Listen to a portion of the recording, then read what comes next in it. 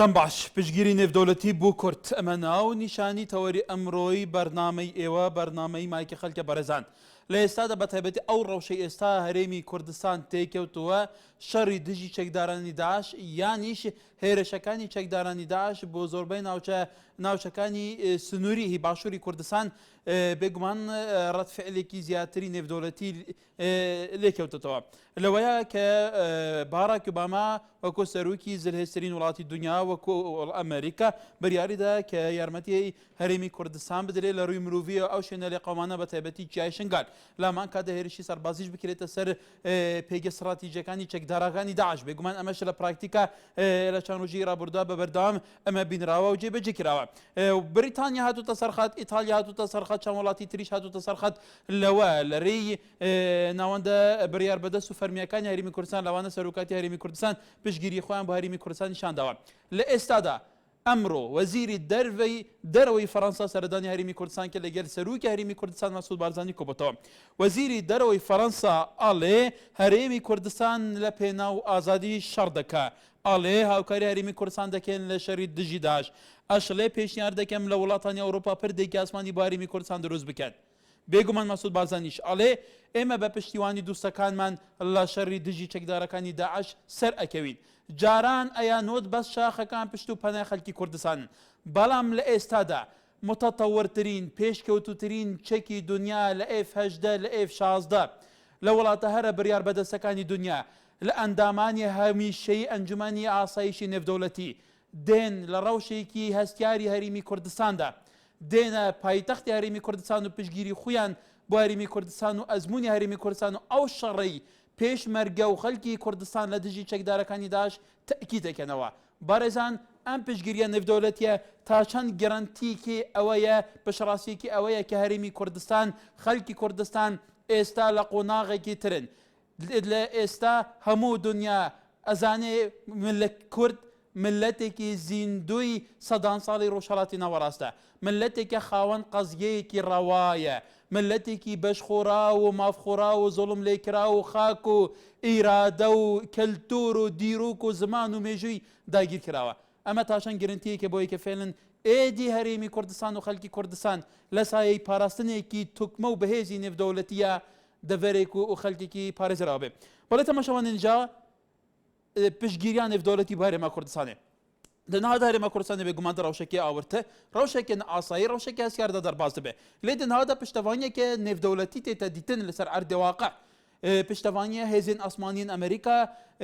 شان بەشانێ پێشمەرگە ملبملێ پێشمەرگە لە دژی بنگە و بارەگەهێن چەکدارن داعش پشتەوانیە مرۆڤی ئەمریکا بە تەیاران بە هێلیکۆپتەران بۆ لێقەومان چای شنگالێ کوردێ نێزیدی لەوەر ئیروژی وەزیرە دەرێ فەڕەنسا دەڕەوشە کاسکار داهات کە هەولێرێ دبێژە شەڕێ کوردان دگەل داعش شەڕێکی ڕەوایە بۆ ئازادگەیە دبێژەژی وڵاتی من ئامادەی هەموو پشتەوانیەکەیە کۆچ کاسپی ئەلیزێ gelek navendên din yên biryar bidest İtalya û Brîtanya û kêm ta zor daxuaniye Siûdiyê biborîniyeta Rûsya jî li dur vêke bûne ev taşan gerantiya handeye bu xelkê Kurdistanê ki êdî bes çiyayên serkêşên Kurdistanê piştevaniya Kurdanî ne belku ber cîh û navendên biryar bidestên cîhanê jî şirawayetiya maf û mezlûmiyeta Kurdan tê geştine êdî ew jî pişt û penayên xelkê Kurdistanê ne ئەڤە تەوەری ئیروە خزمەتە سەرنجە بچنین وەدەما و کۆم ڕۆژێکی بڵێ هاوکار لە کەرکووکەوە سەر چاوم کە ئەمریکا پشتگیری کوردی کردووە بەڵێ پشتگیری نێودەوڵەتی بەگشتی نەک تەنیا ئەمریکا بڵێ بەڵێ زۆر وڵاتی ئێستا پشتگیری کوردی کردووە کوردزار داران نییە بێ شاخ پەنامە زار داران نییە بێ پەناها ئێستا ئەمریکا دۆستمانە إسرائيل دوستمانە بريطانيا دوستمانە زۆر وڵاتی ئێستا دۆستی هەیە بەڵام لێرە هەنە چی هەیە هەنە شتەکە چییە ئێمە بێ هەموو کورد یەکدەنگ بین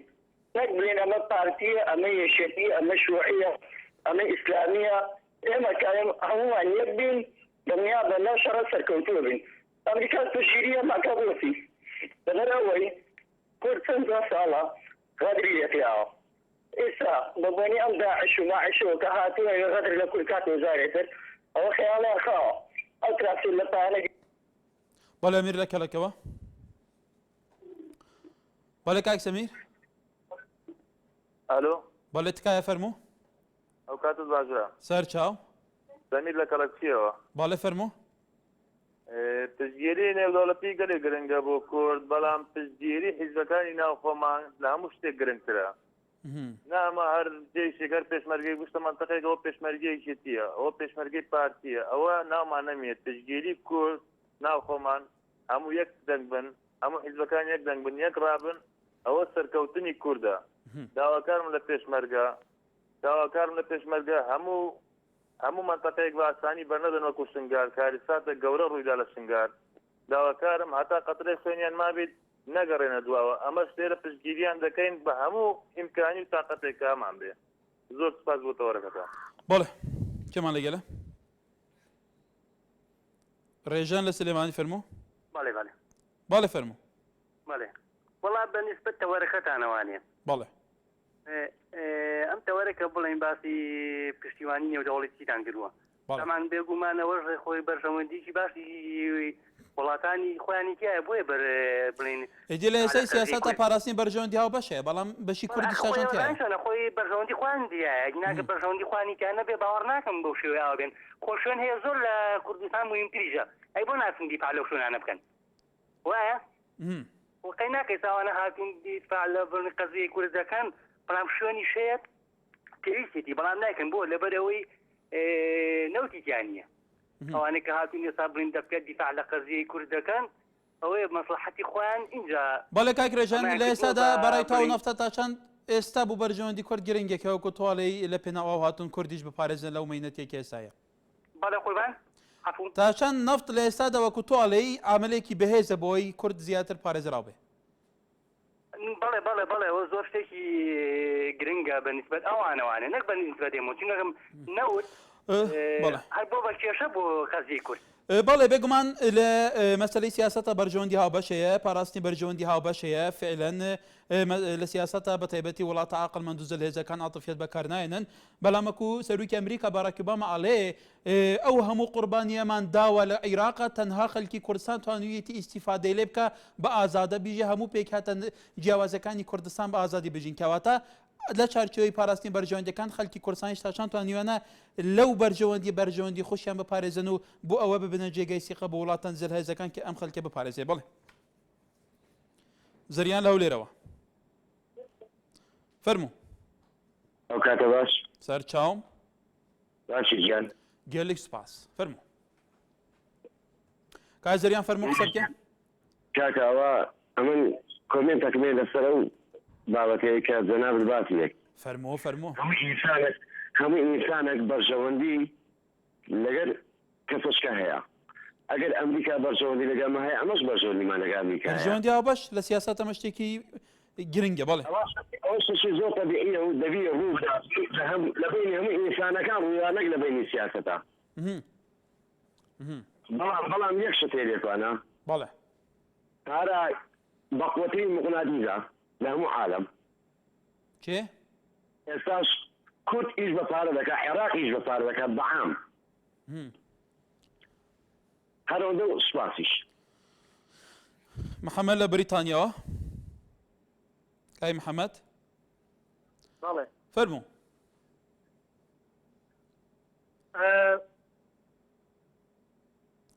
بەڵێ کای محەممەد باڵێ بەڵێ دەنگی تو ئەگا فەرموو قسە بکە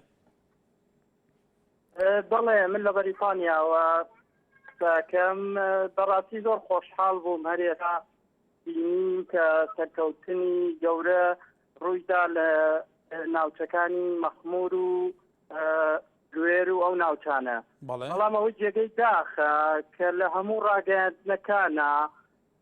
بۆ بەردەم تامیرەکان خۆبادان و خۆ دەرخستن و ئەو شتانەیە سەرکەوتنەکان بە حیزبی ئەکرێ ئەمە شتێکی ناخۆشە هیوادارم ئەو شتانە ڕوو نەدا بە تایبەتی کەناڵی ڕوودا و هەموو بەرپرسەکان گفتگویان لەگەڵەکە سەرکەوتنەکانەکەنە حیزبی لە کاتێکە ئەمە بە هاوکاری هێزی بەڵێ بەڵە بەرزان ئێمە باسی پشتگیری نێودەوڵەتیەکەین بۆ قەزیای کورد لە ئێسادا پشتگیری نێودەوڵەتی لە بیرتانە لە 91 کۆڕەوی 91 دواتر کە بێگومان بڕیارێک لە ئەنجومەنی ئاسایشی نێودەوڵەتی دەرچوو کە لەسەر پیشنەج پێشنیازی وابزانم فەڕەنسا بۆ دواتر بەریتانیاش تەبەندی کرد ئەمریکاش تەبەندی کرد وڵاتە هەمیشەیەکان تەبەندی کرد و هێلی 36 وابزانم دانرا دواتر خەڵکی کوردستان پارێزرابوون بنکەی ئەنجەرلیکی تورکیادانا لە ئێستاشدا فڕۆکەکانی وڵاتە زەلێزەکان دێن شانبەشانی پێشمەرگە ئەوانەی کە شەڕی پێشمەرگایکەن و خاکی کوردستان ئەیانەوێت وێران بکەن لیان نەدەن ئەمە تا چەند پێشهاتێکی گرنگە بۆ قەزیای کورد زیاتر بە نێودەوڵەتیکردنی دوزی کورد و گرنتیکردنی پشتەوانی نێودەوڵەتیە بۆ ئەم دووزە بەڵێ ڕەشید لەو لێرەوە کاک ڕەشید فەرموو کاکەکار ئەم کاتت باش سەر چاوم کاکەکار من کابراژی سیاسی و عسکەری بەڵێ پێم باشە لەبەرەوە هەردوو ڕەوشەکە ئێستا گرنگە قسەی لەسەر بکەین بەڵێ لە شۆڕژی ئەیلولەوە من بەشدارم لەم شۆڕشە بەڵێ ئەمڕۆکە لە دایرەیەک بەڵێ ئەمڕۆ لە دایرەیەک وتیان موچەکە دەبڕین لەبەر ئەوەی تو بە کاک مەسعود دەڵێ سەرۆکی هەرێم من ئیمانم بەم وەزعە نییە ئیمانم مەسەلەی نێودەوڵەتی ئیمان هیچ بەم وەزعە نییە سێ وەزیرمان هەیە پێشمەرگا کاک شێخ جەعفەر مستەفا سێ قادر ئەنوەی حاجی عوسمان بەڵێ ئەمە ئەم وەزعە قەت چاک نادێ ئەگەر نێودەوڵەتیش پێشگیریمان کە ئێمە قەت عاقڵ نابین آخر مەسەلەی سەرۆکی هەرێم چییە سەرۆکی هەرێمەوە پۆستێکی فەرمیە سەرۆکی هەرێمی کوردستان خۆ هە لەمە زیاتر ئەمڕۆتیان موچەکە دەبڕین تو هەچی مڕاجعەت پارتیەکەی پارە وەرەگری من عیلاجم لە دەرەوەی وڵاتە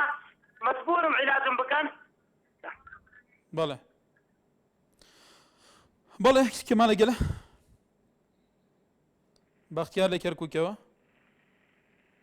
بەڵێ ئەم کاتت باش بەڵێ هەموو کاتێکت دەست خۆش بە تەوارەکەت برا گەورەکەم بەڕاستی هاوکاریکردنی نێودەوڵەتی ئەمریکا و هاوپەیمانەکانی بۆ کورد شتێکی دڵخۆشکەرە بەڕاستی ئەمە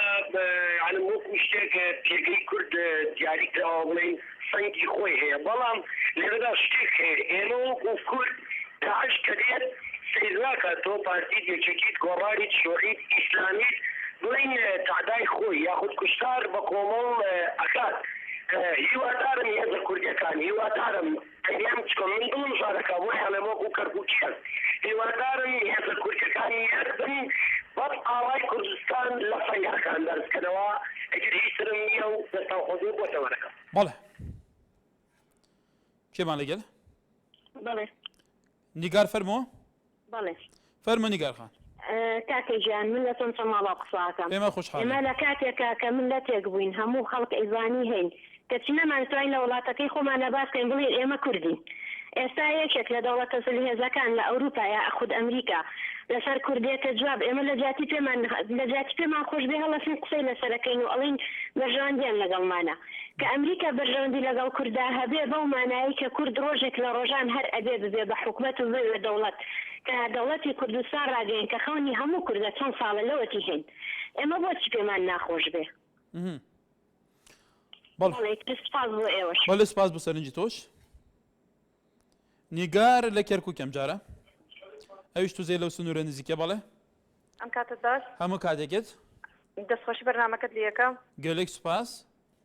بەڕێزم ئێمە لەبەرەوەی دوژمنمان زۆرە کورد بە تەنها ناتوانێت پێویستە پاڵپشتی ئەمریکای لە پشتەوە بێ لەبەرەوەی ئێمە جارێ نەبووینە بە دەوڵات با ببین بە دەوڵەت ئەو کاتە خۆمان ئەتوانین حکمی خۆمان کەین و من پێبینیەکم لەسەرم عەرەبانە هەیە بەڕاستی عەرەب لە کەرکووک چاومانی دەرکردووە هەمووی بۆ بە تیرۆرست هەموو گەڕێکێ سێ چوار عەرەبیان داناوە بڕوا بکە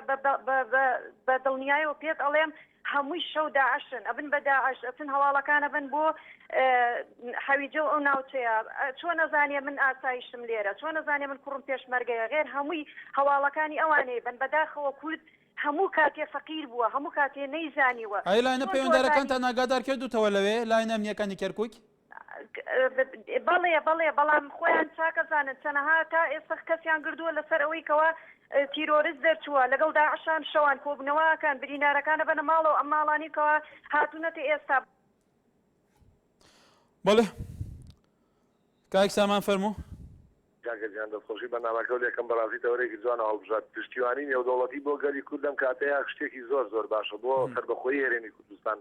لە ڕووی ئەوەی کەوا هەرێمی کوردستان شەڕی داعاشی کرد کە هەتا ئێستا شەڕە تووشی کورد نەبووە شەڕی داعاش و ئیرهاب تووشی نەبوو بەڵام ئێستا وەکو ئیسرائیلی دووەمی دێهاتۆ بە وڵاتە هێزەکان بەڕاستی ئەمە شتێکە جێگای شانازیە بۆ هەموو کرد دووەمەش وەکو لایەنە سیاسەکان چی یەکێتی و چ پارتی یعنی ئەوان لە هەموو شەڕێکە پارتیە کردنە پارتی شکاوە یاخود یەکێتی شکاوە هیتلەر بۆ هیتلەری خۆشکە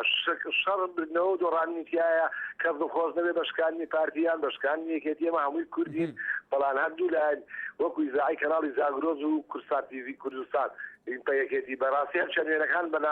زۆر بە شێوەیەکی ڕاستەخۆ پیشانە دەرکە ئاڵاکانیان پێوەوە شتێکی جوان نییە چونکە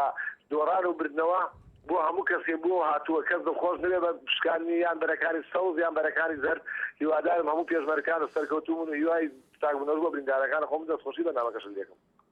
بەڵێ کاروان زاخوت گرمێ کاروان زاخو کرم کێ کای کاروان کرم کێ الو ئەبدەمێ باشتر بووتە سەبارەت تەوەریمەی ئەڤروی کە دەستخۆشی لوەتین ڕاستیژی هەمی کە تفاگیە هەمی دەولەت بێت هاریکارن ji bo qeziya Kurdî lê em bixwat navxweyî da neharîkarîn yani yeke te bere xwediyê van çend rojê hatin pêş ku ev şerê ku tîrora Daeş ku hatî rêdanê yani dibînî sekî propagandê te hizba yani numuneyeke Niştimanî Kurdistan û gel tasrîhatê YPG ku ev bêjim nabaş bit bo qeziya Kurdî yani çi ferqa pêşmergê پارتینی نو چه فرقایه یکتینی نو و همی قضیه که کردیش خواه اگر هات و دولت هات را گاندنه دولت تنی بو پارتینی نه دولت تنی بو هر تاکه که کردستان دا یعنی حتی بیجم تا دی شیط پارچه دید کردستان گیرد بەڵێ بەرزان خەلکی ئینتیبا هەیە سەرنجان هەیە لەسەر ڕاگەاندنا حەزبان هەرێکی دەبێژە ئەvە فلان و ئەو فلان ئەمە کۆێنارتی ئەم یەک مستەلەب کارتینین هێزا پێشمەرگەی کوردستانê هەموو یەکێل چارچوبê هێزا پێشمەرگەی کوردستانê ku ev emirێکی îdarî em kۆێنارتی پابندی پێ îdarî tabeniyênartî ya dîtir jî YPG heye HPG heye YPG heye bêguman hêjastar jî heye ve ji hêzên çekdariyên Bakurê Kurdistanê Rojavayê Kurdistanê heya çandê girêngê ku din hada hêzên çekdarên Kurdan li her çar parçeyên Kurdistanê heta li Rojhalata Kurdistanê jî diyek çeperî da li hember dijminî şer dike Kurd hemû li ser pêyan e pêşdevaniyeka nêvdewletî heye taşan girêngê divî çarçovî de xelkê Kurdistanê li hemû deveran gileye ji hezaban dike ji gotara ragihandina ehzaban dike dibêje ev yek nîne ev teşwîşê texine mêşkême da mêşkême têk didin yek hês yek îrade yek çarenivîs yek nasname yek nîştîman yek watan yek dîrûk me heye bo ev herê bi xwedkêşîtin demeke de eger hizbek hebît aya ev hizbet pêxemeta berjewandiya xelkê da şulket anya xew ecenda fers kirina ecenda bîrûbarê xeyê tesik û dabeşkirina muqeddesat û îtir qurbanîdana xelkê bît taşan girîngeh hezabên Kurdan jî layinên Kurdan bêdûn ciyawazî godariya xelkê bikin ew jî di çarçovê di niha da yek gotaryawan û yek stratîcawan ya nîştîmanî hebe hemî li şarê Hewlêr ئەو کاتتان باش دەولێری پایتەختەوە سەرچاوم دەستخۆش بۆ تەوەری بەرنامە دیارە پشتیوانی نێودەوڵەتی زۆر گرنگە بۆ ئەو ڕۆی ملەتی کورد بەڵێ هۆکاری ئەو پشتیوانیش بەڕێز ئۆباما دەڵێ لەبەرەوەیە هەرێمی کوردستان جیاوازەکەی ئەوەیە یەکتر قبولکردن هەیە کە ڕێز لە جیاوازەکان دەگیرێت دوایەوە نەبووتە هەڕەشە بۆ سەر گەلاگەری فراوسێ بەڕاستی ئێمە لەسەر ئاستی ناخۆش زۆر پێویستە ئەوە پارێزین تاسەری نابێت ئێمە هەڵوێستێکی دووفاقیمان نەبێت درایەک پێکەوە ژیانمان قبول لایشتریەوە لەگەڵی ئیدارە نەکەین ئەوە کارێکی باشە دواتر ئەو دەڵێ ئێمە ناتوانین تاسەر لەناو عێراقدا بمێنینەوە ینی بۆ تۆ دەبێت خۆت پارێزگاری لە خۆت بکەی ئەو ڕێگەکەت بۆ ڕاست دەکات دواتر شتێک ئەوڕۆ لە دنیادا نەماوە کە ئایدۆلۆژیا و سیاست کە لە خزمەت ئابووریدا نەبێ بەڵێ ئابووری ئەوڕۆ قسە دەکا کە دەزمانە یاوە تۆ چۆن دەتوانی هاوتەریب لەگەڵ هاوچێشە نێودەوڵەتەکاندا بڕۆی کاکە پێچەوانەی بەرژەوەندی ئەوان کار نەکەی ئەوە لەسەر ئاستی خۆ زۆر پێویستە ئێمە نابێت هەڵوێستی دووفاقی و پۆپۆلیسیمان هەبێ بەرامبەر ئەو مەسەلانە هەموو دەبێت ملەتی کورد لە ئازە و مەسەلانەدا یەکریز بێت بەڵێ حەمید کارزانمە گەلە لە ویلاتی تێکساس لە وڵاتی ئەمریکا بەڵێ کارزان فەرموو کاکە جامن لە سەرەتا دەمەوێت دەستخۆشی لەو هەموو پێشمەرگە قارەمانانە بکەم کە ئەمڕۆ توانیانە سەرکەوتن تۆمار بکەن بەڕاستی ئەوە جێگەی شانازیە بۆ هەموو ملەتی کورد و پێشمەرگە پێویستە لەوە پیرۆستە ڕابژیرێ نەوە باسکرا سەبارەت بە پشتگیری نێودەوڵەتی ئەوەی کە ئێمە لێرەوە لە ڕاگەیانەکانە بە دوادا دەچین جێی شانازیە بەڕاستی کورد وە پێشمەرگە ناوبانجێکی زۆر باشی هەیە پێشمەرگە بە شەڕکەری ڕاستەقینە ناسراوە و بە کورد بە گەلێکی ئازاو بەڵێ گای کارزان لەبەرەوە لە ئەمریکای ئەگەر لە زیاتر لە سەرخەت بێکای کارزان ئێستا ڕاگەاندنی ئەمریکا بەشێکی گشتی لەسەر ئەوەی ئێستا لە باشووری کوردستانە قەومی چیاڵێ زۆر پۆزتیڤە زۆر بە ئەرەیە بەڕاستی چون باسی شارەکرێت چون باسی شنگالەکرێ باسی شنگال طبعاەوە مەسلەی ڕاگەاندن دوو تەوەری جیاوازی گرتوتەوە لە ئەمریکا یەکەمیان لە ڕووی کارەساتەکەی شنگال بەڕاستی سکێل بە هەموو پێوەرێکەوە گرنگجی تایبەتی پێدراوە و تەنانەت ئەوە زۆرێک لە ئێرەی دروست کردو لای عەرەبەکانیش بەوەی کە ئەمریکا پێوەرێکی جیای بەرامبەر بە کوردستان پەیڕەو کردەوە وەک لەوەی کە لە عێراق و تەنانەت لە غەزە ئاماژە بەو ڕاستەکەم کەستی ئیسرائیل بە ناڕاستە و خۆ وە جوولەکەکانیش کە لە ناوەندی بڕیار لە ئەمریکا و نزیکن کاریگەری خۆیان هەبووە تەنانەت کەسانی ڕاگەاندنکاریش لە ئەمریکا بەشێکی زۆریان سەر بە ئاینی جوولەکەن و ئەوانە کاریگەری ڕاستەوخۆ خۆیان هەبووە لە کاریگەری لە ڕووی ئیجابیان لە ڕوو سلبیەوە لە ڕووی ئیجابیەوە بەڵێ گای کارزان جالیەی ئەمریکا بێژگە لە ناوەندی سیاسی و بڕیار بەدەست و لە جالیە خەڵکی ئەمریکا بەگشتی چۆن ئەڕوانێتە مەسەلەیە کای کارزان بەڕێزانەکۆیەوە بینن دیارە بەس کای کارزان کومەلێ بابەتی گرنگی ڕۆژان کە لە ئەمریکا دەنگدانەوەیکی ڕاگەاندنی زۆر باش هەیە قەزیەی کورد بە تایبەتی لە باشووری کوردستان ئەو ڕەوشەی هاتووتە ڕۆژەوە بڵێ کاک ئەحمەد سلام علیکم علیکم السلام کاکار باش هەربژیت دەنگێتەنگە بابوو وڵا کاکە هەکار ئەم جارەی خۆشبەختانێ من پێک وایە لە زمانی حکوومەتی کوردیماندا مەزراندەوە 20 سال زیاتر هیچ خەتەرێک ئەوها گەورە نادەسە ملەتی کورد خۆشبەختانە لەو ئێمە لە مەرگ ڕزگار بین هیوادارم خەلکی ئێمە چاکەی ئەمانە لە فکر نەکەین ئەمریکا و نەتەوەی گردەکان هاوکاری ئێمەیان کرد ئەوە بووە تشتێکی تاریخی هیوادارم خەلکی ئێمە بە وەفابی بێوەفانە بەلەم بەداخەوە کەسێکە وەفای بۆ خاکی خۆی بۆ هیچ کەس نادیتن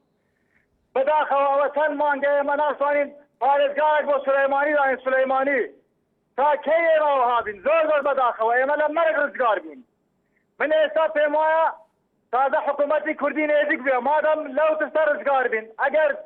من پێم وابوو تا 3 ڕۆژی 4 ڕۆژی ئەوە بەهانامان نەگەیشتمانە حکوومەتی کوردی سقوطە کرد و هەولێرە جیرە بەدەستی داعش بەڵێ سامان لە کەرکووکەوە عەبدولخالق لە کەرکووکەوە کاک عەبدولخالق کاکەکەر بەڵێ بەڵێ کاکەکەر دەستخۆشی تەوەرەت لێکم بەڵێ سپاس و دەستخۆشی لەو پێشمەرگانەکەم بۆ سەرکەوتنە مەزنە ئەرێ فەرموو بەڵێ کاکەکەر من ئاڵێم زۆر گرنگە پشتگیری ئەو وڵاتانە ینی چۆن ئەڵێ عەرەب ئەڵێ ئەلف صدیق ولا عدو واحد ینی 1000 دۆستمان هەبێ نەک یەک دژمن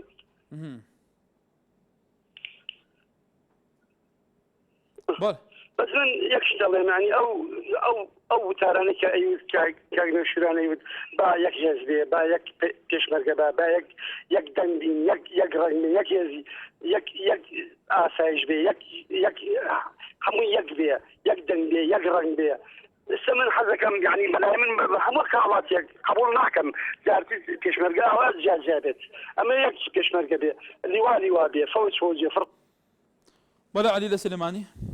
کاکارم کاتە باش سەر چاوم کاکە کار بۆشوونی من طبعا بەڕاستی پشتگیری نێودەوڵەتی بۆ کورد لە مەختا زۆر گرنگە و زۆرش مهمە شتێ لەو مهمتر پشتگیری کورد بۆ کورد بەڕاستی کەس تەوقعی ناکرد کورد ئاوا یەک کردووە و کورد پشتگیری کورد ئەکات بەڕاستی من زۆر دڵخۆشکەرم و لەو زەرەرێ زۆرمان کرد لەما بەس بە بۆشوونی من ئیشەڵا زەرەر نییە ئیشەڵا ئەبینە بەڕاستی ئەم جارە سەرکەوتنێکی تەواو بەدەستهێنین و حکوومەتی سەربەخۆی ئیشەڵا ڕاگەێنین بە پشتی خوای گەورە من زۆر دڵخۆشکەرم بەڕاستی بەم وەزعە و لە وەزعەکە زۆر بەڕاستی زۆر قورس بوو بەس بە بۆشوونی من ئیشەڵا باشە ڕۆژی زۆر باش ئەبێ پشتی خوای گەورە و داوا لە سەرۆکی هەرێمیش ئەەکەم سەرکەوتوو بێ لەو کارانەیە بە بۆچوونی من ئەوەی کە بکرێ مەسعود بەرزانی تازە من پارتی نیم بەس ئەوەی کە بکرێ مەسعود بەرزانی تا بێ شتێ بۆ کورتکە هەر ئەوەی ئێکا بۆچوونی من پارتی نیم و معلوماتی ئازادی قوربان پارتی بەیەکەتی بێ هەر حەزبێک بێ ئازادی سەرنجی خودت بڵێ خۆ هێمە هێرەی گلەیمان لەوە نییە بەڵێ کێمان لەگەڵ ئێستا کاک ئەحمەد لە کەرکووکەوە چۆنی بەرەزەکەم باشی سەرچاوم بەڕێز قوربانم دەستۆرەگەت لەکەم بەرێز زۆر سوپاس حیاتی فەرموو لە کەرکووک دەنگ و باسی مەیدانی چێە داواکارم لە خەڵکی کەرکووک لە هەموو کوردستان هەمووی چاگەڵ گرێ بەرامبەرم داعەشەین کە شەرکە وەڵای ئەم داعەشە دشی کووردە دشی مافات سەرەتایەکانی کووردە وەڵای ئەمە دشی کەرکووچیەکانە ئەوەی کەرکووچی بێ بێت چاگەڵ گرێت و بەرامبەر و داعەشانە بوەستێتەوە بەڵێ وڵی بە قورعان لە کەرکووک عەرەب چاومانی دەرکردە وەڵی لەماڵ خۆمان نەوێرین دەنگ بەرزەوەکەین دراوسێکەمان عەرەبە ئەترسین شتێکمان لێ بکە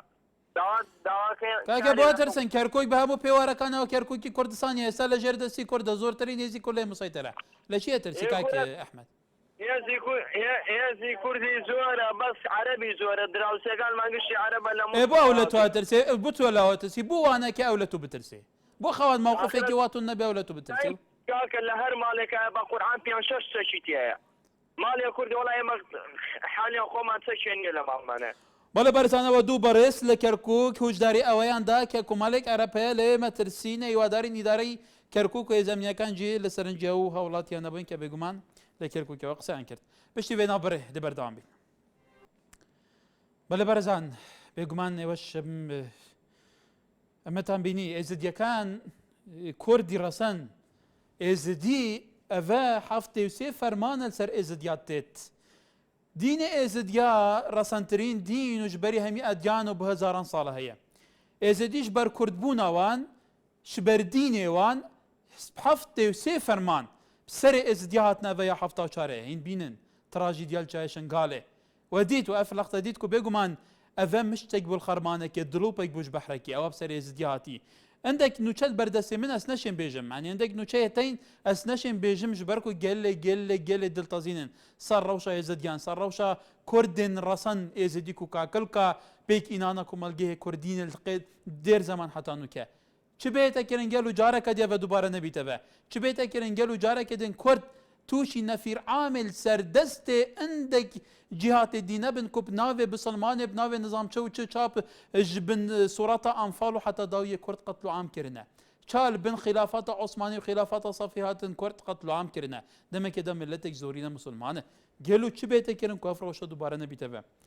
دیمەنێ شنگالێک گەلێک ویجدان هەژین و دڵتەزین بڕاستی بەڵێ کاک هۆگر فەرموو بەڵێ بەڵێ بەرزان پشگیری نێودەوڵەتی بۆ دووزی کورد بۆ ڕەوشی کورد لە ئێستادا ئێمە تا چەند گەرنتی سەرکەوتنی کوردەوەکو عەلی لە سلێمانی ئەڵێ ئێستا پشگیریەکی کورد بۆ کورد هەیە پشگیریەکی ناوخۆی بە تەواوەتی کوردان هەیە هێزە کوردیەکان هەیە بۆ یەکتر هێزی چەکداری کورد هەمووشان بەشانی یەکتر بە بیر و بچوونی ئایدۆلۆژیای جیاوازەوە شەڕ ئەکەن شەڕی یەکی ئاراستە ئەکەن و یەک داگیرکەرەکەن و یەک دوژمنەکەن لەمایە پشگیریەکی نێودەوڵەتی بە تایبەتی نەک پشگیریەکی ڕووکەشی نێودەوڵەتی لەسەر مستەوەی ئەعلام و کۆمەڵێکی وڵات و نازانم چی پشتەوانیەکی نێودەوڵەتی لەسەر ئاستی وڵاتە زلهێزەکانی جیهان لە پراکتیکەش ئەمە دیارە وڵاتێک کە زۆر جار باسی ڕەوشی هەستکاری ئەمنی چی بکرێ وەزیری یەکێک لە وڵاتە زلهێزەکانی دنیا عضو دائیم لمەجلس الأمن ئەندامی هەمیشەی ئەنجومەنی ئاسایش بێ سەردانیەوەی بکات لەگەل سەرۆکی ئەم هەرێمەدا بنیشێ و باس لەوە بکات کە پێویستە یارمەتی ئەم هەرێمە بدرێت بەڵێ ئەمە تا چەند گەرنتیە بوو پاراستنی بەرژەوەندەکانی خەڵکی کوردستان سەرکەوتنی کورد بەرەی کورد لە دژی بەرەی چەکدارەکانی داعش بڵێ کاک ئازاد فەرموو وەرە باش کاکەکە گەلێک سوپاس زۆر سپاس کاکە کاریا دیارە بەڕێزتەژی ئاماژە پندێکرد و پاراستنا ئاسایش و ئەولەهەیە نێودەوڵەتی گرێدا بە جڤات ئاسایشە نێودەوڵەتی و ئەگەرم بەرێ خوب دێنە میثاق ممتحدە بداغ و کول 46 یا 45 جهاتیە دانان ڕەوش نەها هاتیە گوهارتن وەکی هێزێک و یەتیروریستی رابطن بكمكوجيا خلقي الميثاق المتحدة بحثها هندي كرياكو دولات شيء مثلا شرعيات نف دولتي بدز بينيكو جورزا سربازي اللي بدي بله ڕێکخراوەکی وەکی داعش تو نەشێت تەکلیفێکی قانونی بکەی ji ber hindê ez dibînim lazim e netewênê girtî hizrawê çandê biket ku drûzbûna van rêxrawan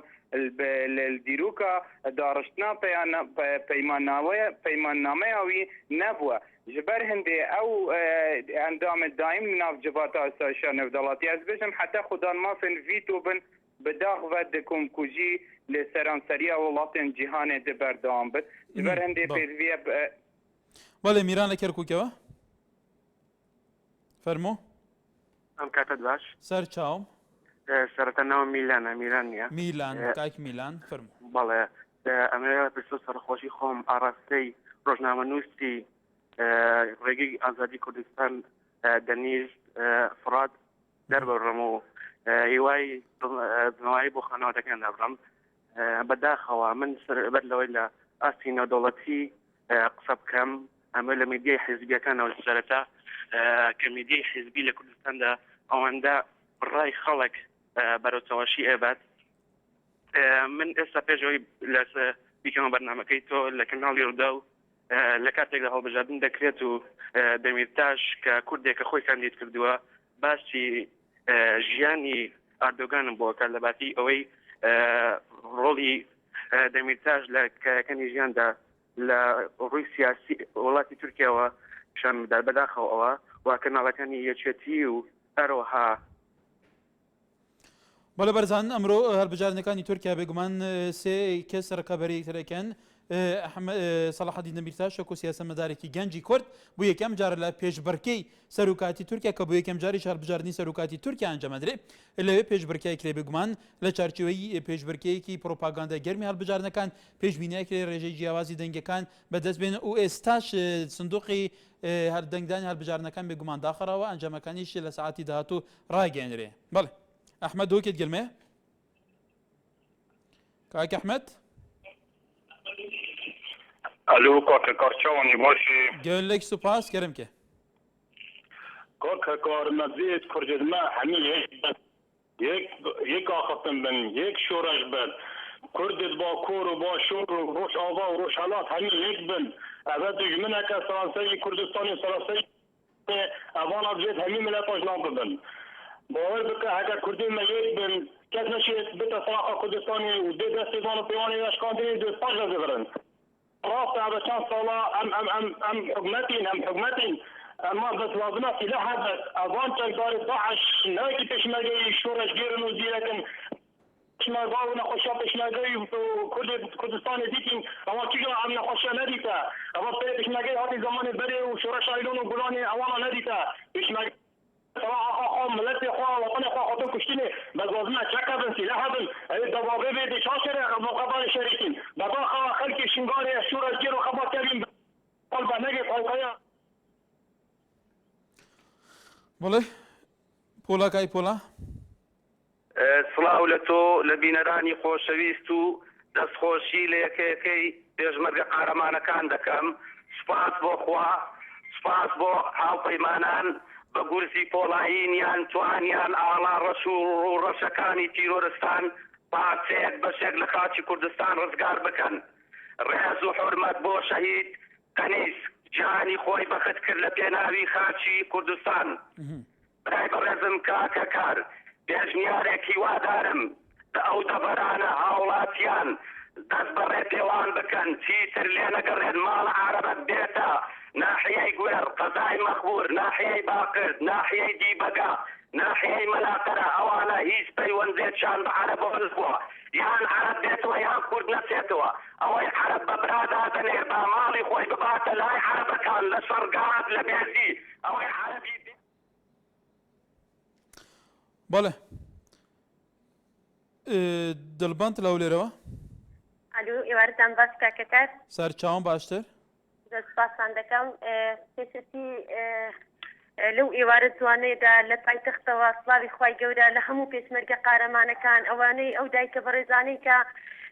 ڕۆڵەکانیان لە جەنگ بوون ئەوانەی کە شەهید بوون